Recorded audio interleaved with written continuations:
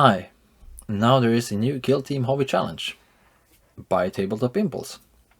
Obviously I cannot resist, but the last hobby challenge left me with a sort of bitter taste in my mouth.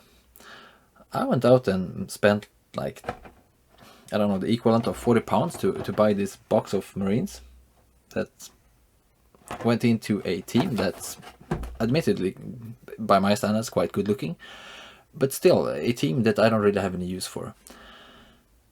So this time I will only buy, no, I won't buy anything. This time I will only use stuff laying around the house already. Yeah, that's true. Let's go.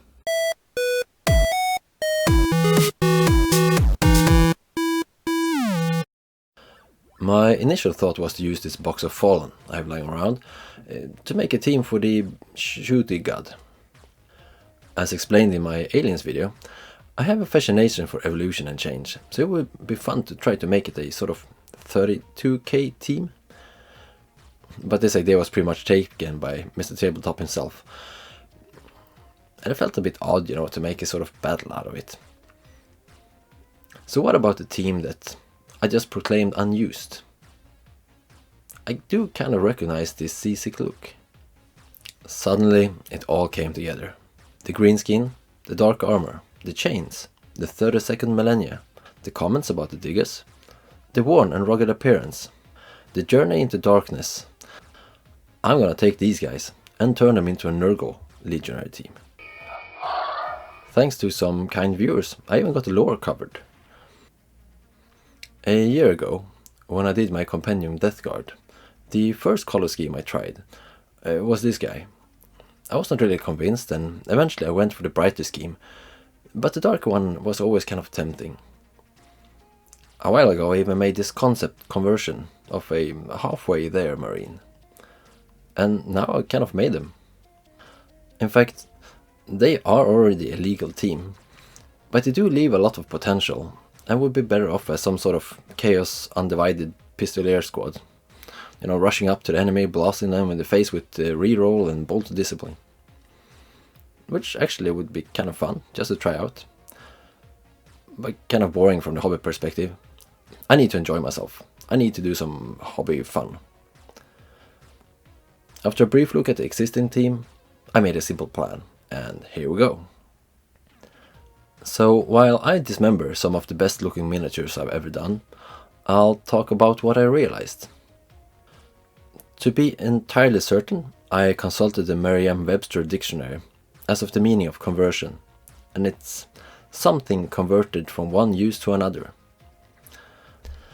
And Thesaurus says it's the same as transformation, which in turn is defined as a change in form, appearance or use. This is very much what I will do, and there's never any mention that it has to be done in virgin plastic. Thus, this is a fully legal conversion using only stuff lying around the house. While still at the subject of dismembering, this last poor fellow is a good example of something I've come to notice. Things glued together with plastic cement is really firmly attached. But it turns out that the very same cement can often be used to reverse the process. Especially using this really thin one. It really seeps into all the little cracks and joints, and just in a short moment you can tear off the limb, kind of freely. Just be a bit careful and never pull harder than the strength of the plastic itself. It was kind of scary, because I was not sure at all how it would work out, and I do want to keep the overall paint job. Luckily, many of the conversions were just about switching weapons. Like this guy, Jeff, who went from being a dude to Shrive Talon by replacing his chainsword with one more sinister looking and adding a second blade in a sheath. Or simpler still, Kurtz, who could be turned into a standard bearer just by drilling a small hole in his backpack. Willard, the leader, was also quite small conversion. All he needed was a plasma pistol, because all the other options are just not real options at all. All I did was simply to remove the small canister, replace the little flame thing with a tiny barrel, and add some light blue color in the holes. He might be one of the universe's hardy warriors, and is aligned to the toughest god around, But if I was running around with some plasma coils in my hand, I would still want some protective cover. Then there was Jerry, the Anointed. I'm not sure I want to bring this guy, but I was really looking forward to converting him. The initial thought was to replace the chainsword with the Tyrannid Claw, but I could not resist trying to sculpt something freehand. I started out with a tiny bit of metal wire, shaped and bent as a trident, to give him a sort of firm foundation. That was actually a very good idea, because it also meant that I could make a very sturdy connection with the hole drilled in the amputated arm. The sculpt, on the other hand, did not really turn out the way I imagined it. Quality-wise, it's perhaps on par with the low expectations I had, but even though it's too tiny to comfortably work with, the result was way too big. Not that it really matters. I mean, I suppose it's part of the charm with both orcs and Nurgle. It's kind of hard to fully fail.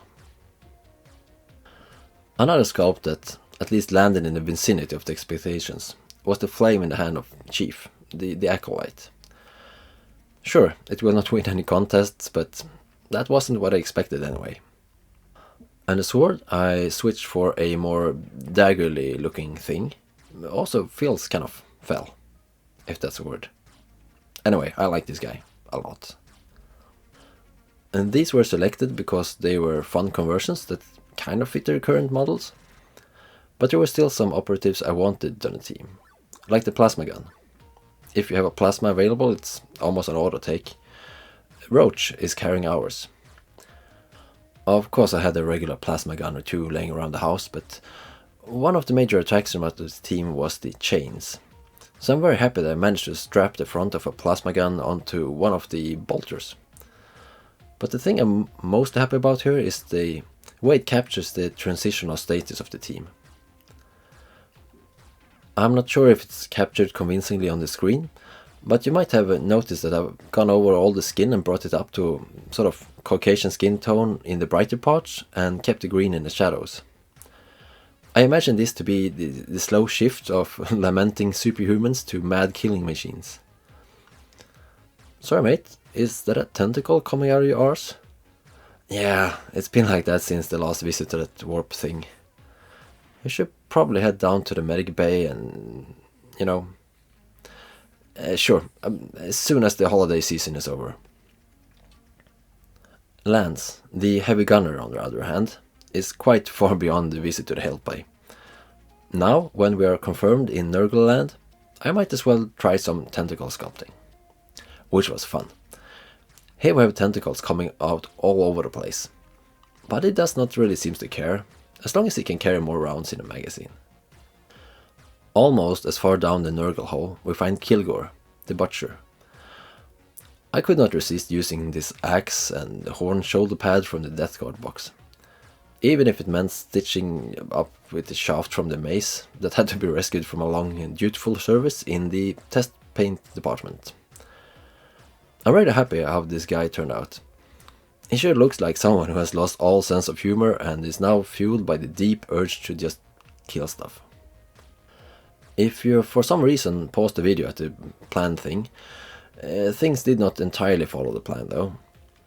As usual, bits trade host and things happen, and when the music stopped, this poor fellow, who got his arm amputated in the beginning of the video, was still missing them. Not sure what to do with him, I focused on a bit lying around, trying to get some more chains into the team. I cannot remember why and how, but somehow I managed to stitch together this flamer solution. I see a few reasons to bring him over the plasma, but it was a fun conversion and, who knows, suddenly there is a good reason for Mr. Clean to tag along and dust off some low wound swarms. Now, the only thing missing is the icon and the lore.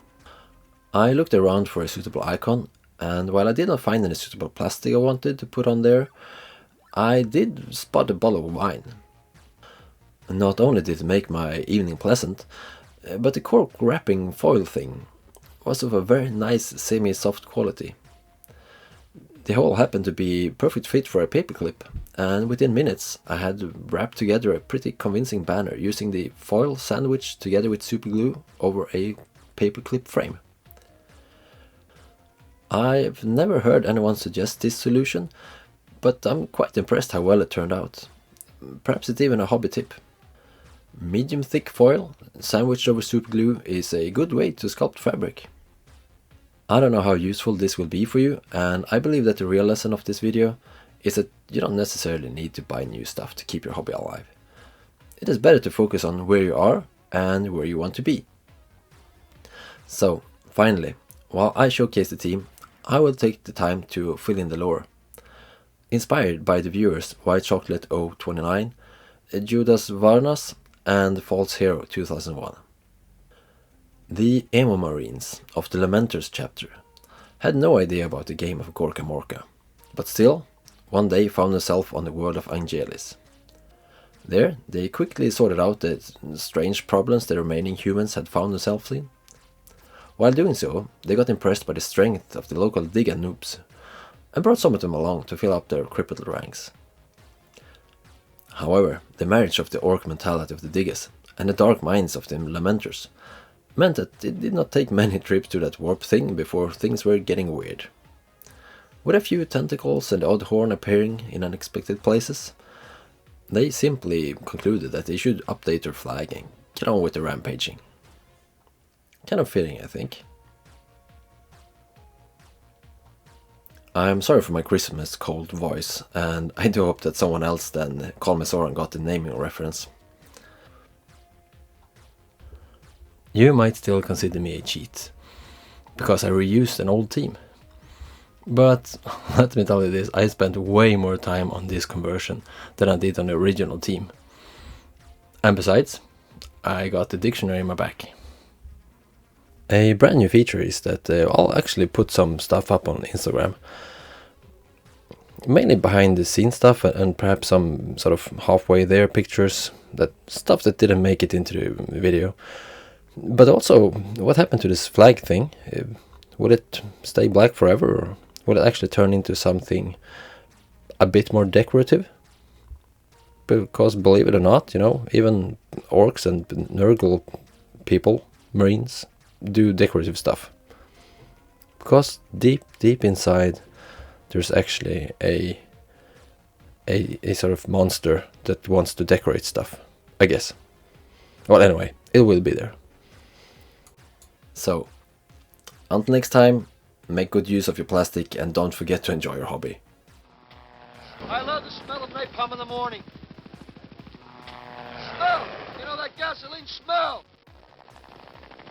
Smells like victory.